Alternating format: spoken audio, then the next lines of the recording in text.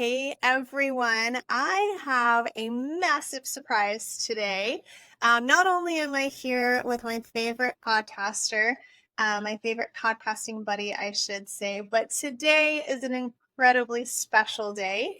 I love Dana with my entire heart. You guys know that. I talk about her every time we get on here. You guys know that. And today is her literal birthday. And this morning I realized I get to podcast with her on her literal birthday, and that is so special to me. Like it literally chokes me up and makes me emotional. I know I'm a psycho, but Dana, thank you for spending your birthday with me. I feel like I've gotten to see you today more than I have in quite a while. Since a treat for sure, but like quite a while. And you decided to jam pack your Friday and you allowed me to be a part of that. And it's honestly incredibly special. You know how big birthdays are to me.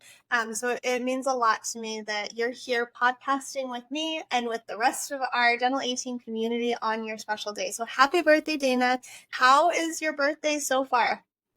Thanks, Tiff. I really appreciate it. I was excited to be able to squeeze you in on today too, because I love our time just as much as you do.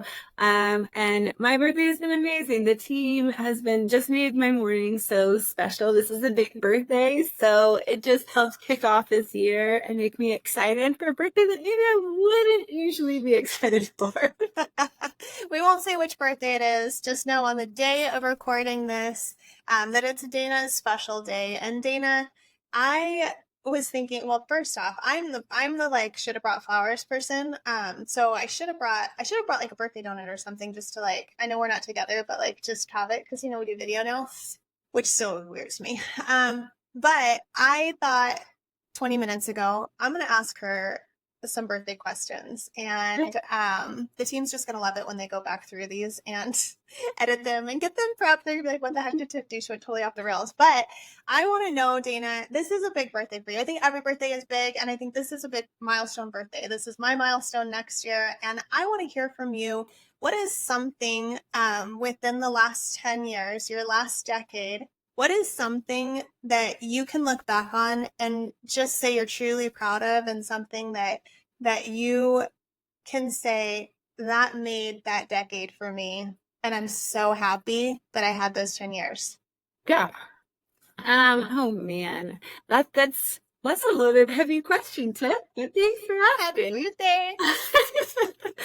I think for me on a very personal level, we talk about my leggings and we talk about my fitness tips and all of that, but truly that has been like the biggest joy and accomplishment for me in the last 10 years because yes, I'm going in to a big birthday, but I'm also feeling the best I have felt in so long. Oh, I love that. I love that. That makes me really happy. Okay, Yeah.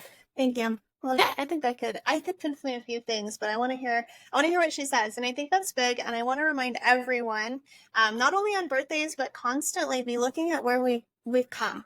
Like, what have we been through? What has gotten us to where we are today? What has made us who we are? I think, Dana, you have lived a life. You have lived a few lives, right? I think we've all lived a few lives, and I think we tend to have um, spots in our lives where we forget to look at what those lives that we've lived have done for us.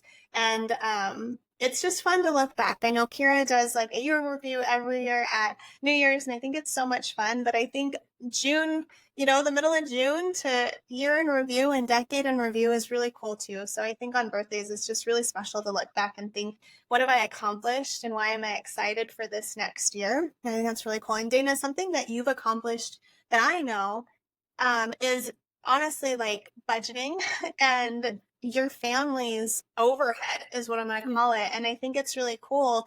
It's amazing what you guys have been able to do. You dedicated time to it, you dedicated resources to it, and you pulled it off. You just did it. And I think you having that experience in your personal life transitions into your consulting with your clients, because budgeting and true overhead within a business can look a little funky. It can look all over the place, and it's a little difficult to decipher. So I think you provide some really valuable resources to your clients you work with every day because you've done it. You've been there on a different, like, it looks different, right? But like relationships are relationships. They just look a little bit different sometimes. This is kind of the same. Like money is money. It's just being used in different ways. So I think it's really cool. That's something you guys have been able to do. And today I really wanted to talk about that budgeting and true overhead. So Dana, I think the first thing to do really is to break down what what dental A team determines as true overhead. There's a lot of confusion in there. There's a lot of misconceptions, and I think the best way that we describe it really truly is saying your true overhead when it all breaks down is if someone were to purchase your practice today, what would they be taking on as financial liability and responsibility? Your debts, all of those pieces, Dana, right? Like I'm thinking x-ray equipment, right? CBCT scans, the software, anything that you owe a debt on will be paid, right? When you sell your practice, or you would take those debts with you. So Dana, help me break down like the biggest pieces there for true overhead. And the biggest, like, gosh, I think we have like 6 or so categories that are like the biggest pieces, but what does that look like for true overhead if we're not counting anything outside of what we would inherit if we were to sell a practice? Yeah. So it is going to include team payroll because if you bought the practice, you'd also have to have a team. Yeah. Now, does that include all your rent, your utilities, all your softwares, all your supplies, your lab fees, computer, like maintenance, those types of things, anything that has to do with the building, anything that you've been spending on average as far as like equipment and repairs, just like you said. So those are the big heavy hitters. Marketing, right? To keep the same revenue coming in or patient flow coming in. You know, we usually estimate the same amount of marketing expenses. Yeah. And then anything like you're still going to need some legal counsel. You're probably still going to need a CPA. So all of those outside services that you utilize for your practice, whoever purchases your practice, whether they go with the people that you use or not, still have those expenses. Totally. Totally. So that true overhead encompasses, I love that you said that, all the professional services, right? Your CPAs, your lawyers, your consultants, your team that's behind you and your team that's pushing your business ahead. And whomever it is that purchases your practice, basically what you're trying to do is look at what would that person be purchasing. So what's my collections rate? What are my active patients? What does my practice look like? What am I selling? And then what's my overhead? If you're trying to sell a practice and you've got a 76% true overhead, right, and you're barely paying yourself, somebody's going to come in and be like, oh, this is like, we need to fix this. Something's going on here. It's going to be a little bit more difficult to sell. So I believe, and I think I get this from Kira herself, I believe you should always be setting your business up to be sold.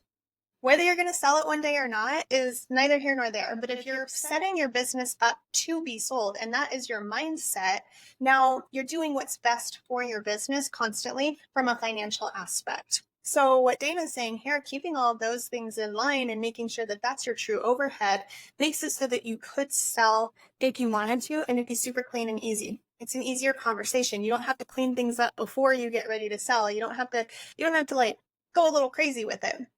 So it makes it super easy. So the things that are not included in your true overhead, one, the first and foremost is your doctor pay. So whatever it is that you're paying yourself is not going to be included in your true overhead. Secondly is going to be any debt services, like I said earlier. So anything where you owe money that's not, this one gets a little confusing for offices sometimes. I do have practices that pay off, they have like a credit card that is all of their supplies are put on that credit card. And so then they pay off that credit card monthly, but they're paying it off so that now is not necessarily a debt. It's already been accounted for in your overhead. Yeah. So it doesn't go under debt services thereafter. So typically what Dental A Team does is we look at that true overhead. We'll put it all into our own spreadsheet. We get the percentages. We look at it. And then underneath that, that gives me your true overhead, your baseline. This is what needs to happen for you to have a 50% or less overhead for your practice. Then we add back in doctor owner pay. And then we add back in any debt services. And then that tells us what the true profit of your practice is. A lot of practices or a lot of practice owners will look at your true overhead and you're like, fantastic, I've got 57% true overhead. That leaves me with, 43% profit. And then doctors are like, Tiff, Why don't I have money at the end of the month? Well, because that 43% is being allocated other places. You're paying yourself and you're paying off your debts. So making sure that we get that in line. So you want your true overhead there at the top, and then underneath you're going to see out of that quote unquote profit, right? What's left over after your true overhead, how much of that is your pay, and then how much of that is debt services. Now, the best way to do it, and I know this gets sketchy, so just putting that caveat out there, docs, I know that there are a lot of spaces where your pay is allocated or what it's called on a P&L or within your bank account. So just know what your bookkeeper and your CPA is tagging those as, so that you can pull those out and put it into your actual pay. So that's, again, that profit is actually true profit, and we can see what the company is actually making.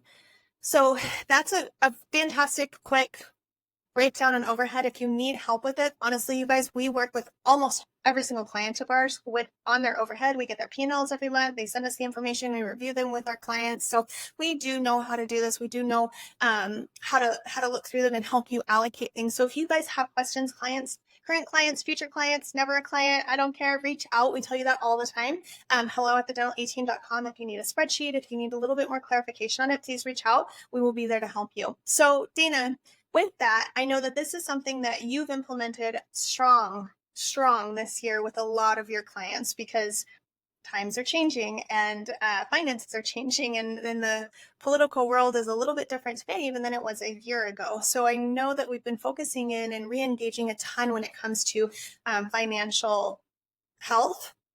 So tell me, once you've got this overhead done and with your clients, you've got, okay, this is what our true overhead is. This is where we're at. This is our profitability. Now, what are some key points that you're working with your clients on when it comes to budgeting to get that true overhead where you want it to be, or to keep it where it is? What are some tips that you've given some of your clients right now? Yeah. Well, first thing that I do really is look at, okay, well, there's controllable expenses, and then there's expenses we don't really have any control over that are set, right? So those are your rent, your utilities, maybe we can get a different phone system, but we've got limited control as far as those expenses. So really what I look at are the things that we do have control over, and making sure that we have budgets set for all of those pieces, right? And so things, yes, I think we talked about supplies, and I know there's been podcasts on budgeting supplies, tracking those things, and looking at lab fees, right? Because those are easy ones. But I feel like if you've got those things in line, and oftentimes clients do, because that is a more common place to set budgets for. So it is looking at all of those categories we have control over and setting budgets for those, or setting tracking things and measures for like overtime for employees, or making sure that we're tracking PTO and making sure that like they're utilizing PTO appropriately. So that is an area when it comes to payroll. I'm never going to advocate cutting team members if I don't have to, right? For sure. So let's just make sure that within our team, we're doing a fantastic job. We are just controlling and having them understand that every minute that they're on the clock needs to be maximized and needs to be on the clock for a reason. So just putting controllable measures in for payroll. Also then looking at pay on supplies and lab fees, which just when we see lab fees, really negotiation there is our tool for lab fees, or even changing labs if it's something that you feel like your lab fees are drastically over where they should be. But it really is knowing, looking at where should they be as far as industry standard, and if we are over them, then let's set a budget and slowly cut it down. So yes, supplies and tracking, but CEO, right, or CE courses. Lots of doctors, want to advance their skills, and that's fantastic, but let's budget it so that it's manageable and you can make good decisions about which ones, right? And meal expenditures, travel expenses, things like we do for our team. And I want you to celebrate your team and treat them to lunch when it is needed. But setting a budget for those really helps you know when you can do extra and when you can do what you can do. Yeah. I love that. I love that you said CE. You mentioned that earlier when we were like prepping for today's call. And I thought that was brilliant, because so many doctors are just like, oh my God, that sounds amazing. Bye. or, oh my gosh, that sounds amazing, but I don't know if I can. And that I think relates back to the beginning of our conversation today, me saying that like you've gotten this for your personal finances. It's very similar, right? Like you bought a new vehicle recently and you probably didn't buy it on a whim, right? You probably prepped and planned for that. And you're like, okay, this is what it's going to look like if I do this and when I do this. So this is how much I have to have in order to get this vehicle. And I feel like it's the same for CE and for, oh my gosh, if I get asked by one more doctor, can I buy a mill? I'm like, I don't know. Can you buy a mill? Can we buy a CBCT scan? Can we do this? Like, let's look at these situations and prep and plan for them. So I know for one of my doctors, we've spent a hefty amount of time the last 18 months, if I'm honest, really trying to figure out where the heck his money was going because he had no money all the time.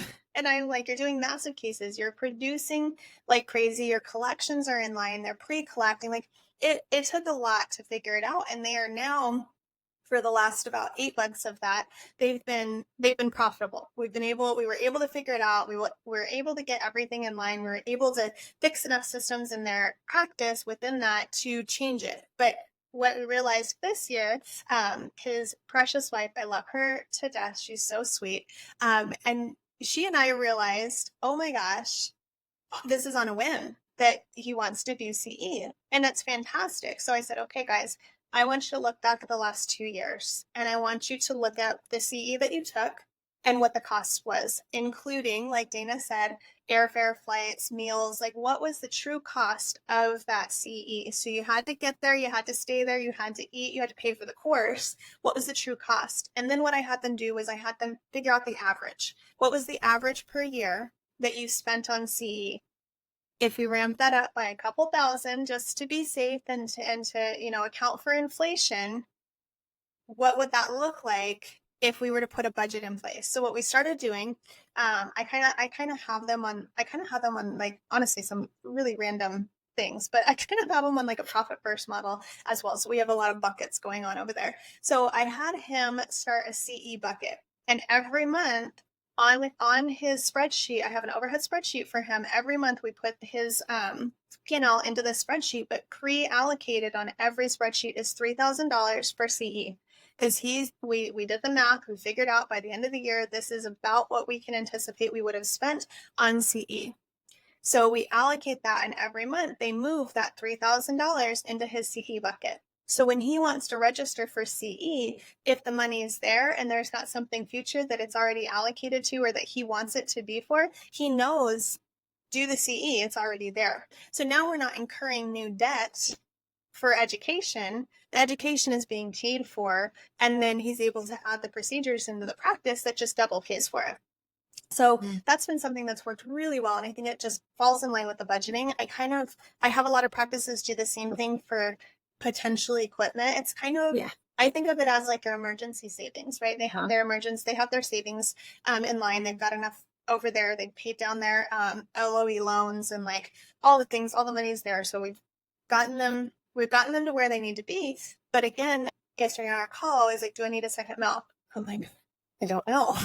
Can we have a second mill? Do you have the cash for a second mill?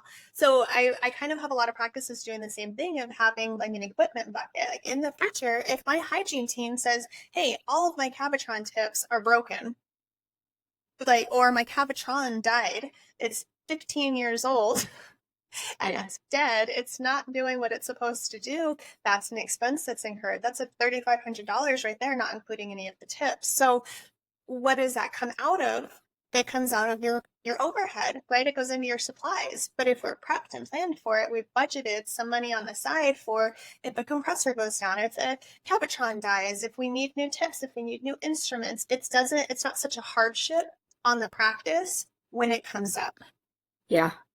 I think it's funny because you're my local hygienist, right? You're my hygienist. Can I tell you the number one thing that I get back on surveys when I go into practices in person? You may get this on your surveys too, I'm not sure.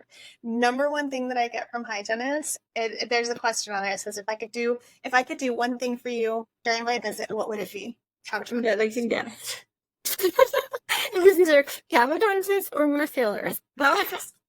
Every time I'm like, oh, I just need a pocket full of Cavachon tips, and I think every hygienist that I meet that I see would be like, fantastic, you brought me Cavachons, I'll do anything you say. I'll do anything you want. Yeah. I laugh so hard every time, but it's a real thing, and that tells me that they're getting told no that when they ask for Cavachon tips. Yes. Okay, and I used to keep I mean, my hygienists probably listen at some point, but I used to keep a stash drawer they didn't know about of Cavachon tips. I would buy them when they were on sale, so I'd have back stock so that when they asked for them, I'd be like, I'm not sure, but I'll see what I can do. And then I just like slide one out every now and again. So I didn't want them to know that they were there. And then they just like take good. I know I'm good. Yep. But every now and again, I'd be like, I got you one. I got you one. But I'm not going to tell you about the other 4 in the drawer because, anyways.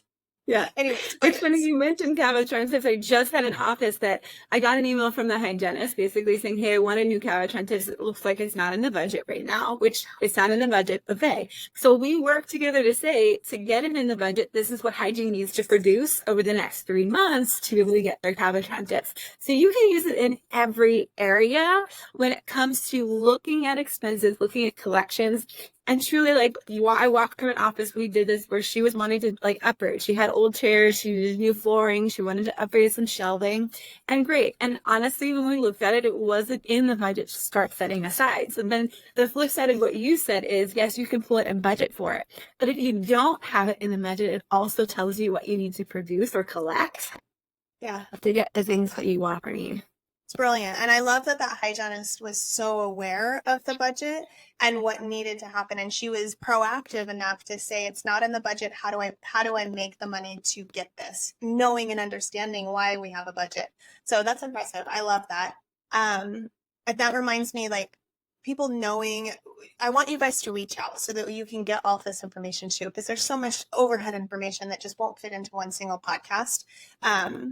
But I want you guys to know too, we typically will allocate for back office supplies anywhere between 5 to like 7, sometimes 8%, depending on the practice. 5% is a really healthy lean practice.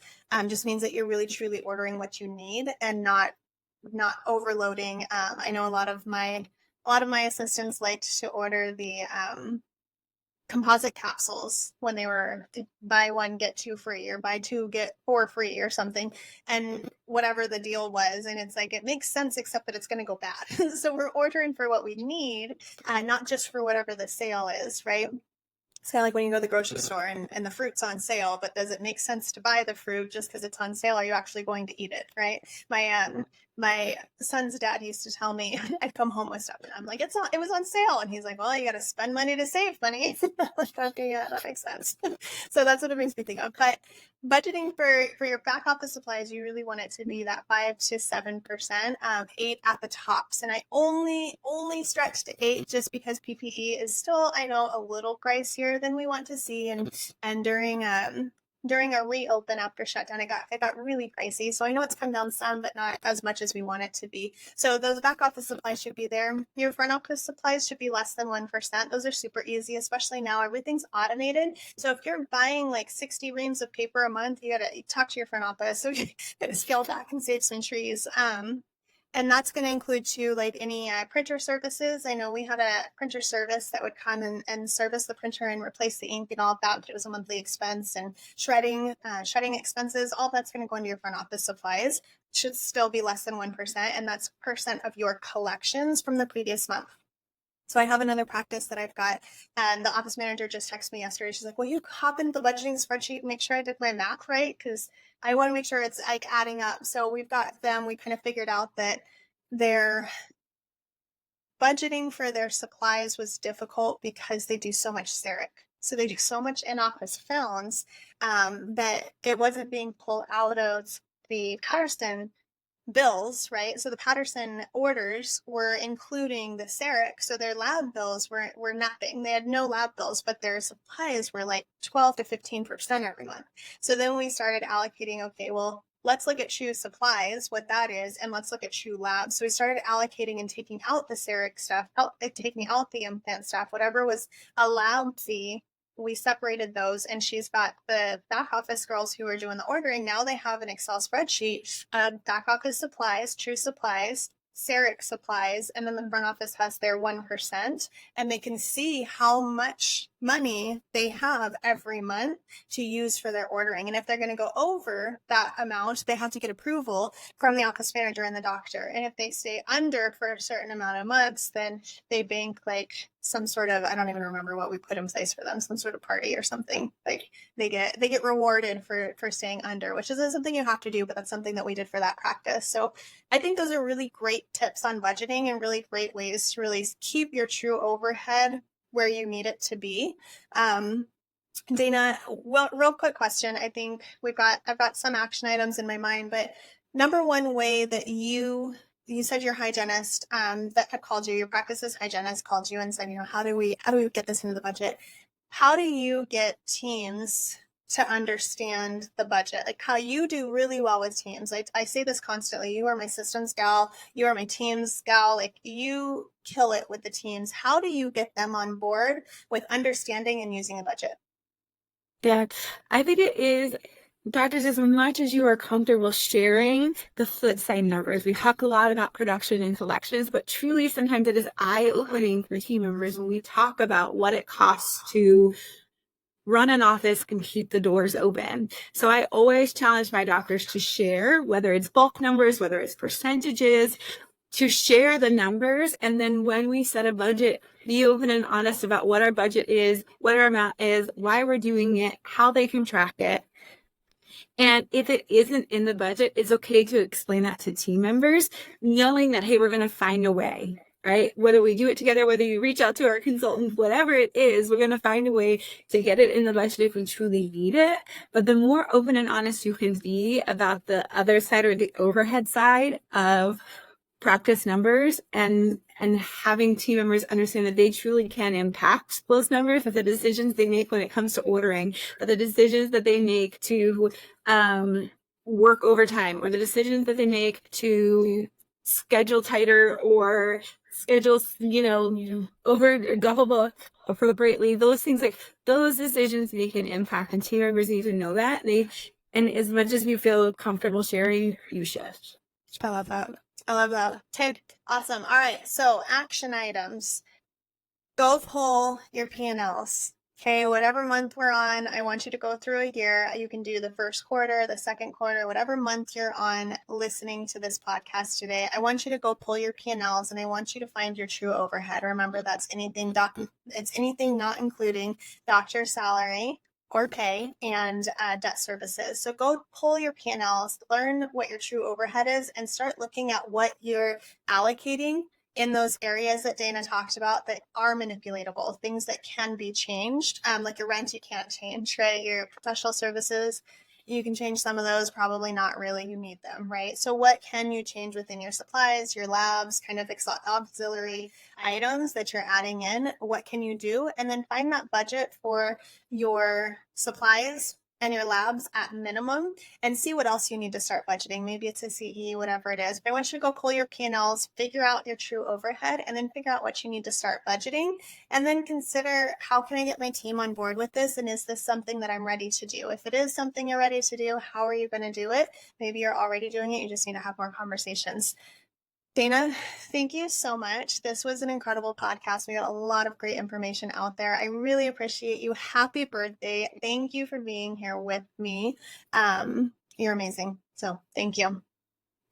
All right, everyone, go do your action items. Go do the things. If you're driving, I always say go back, re-listen, take some notes. And as always, leave us a 5-star review below so that we know this was great information for you as well. Remember, I always say people use those reviews for extra information too. So if there's something you can think of that should have been in there, put it in that review. And we'll catch you next time.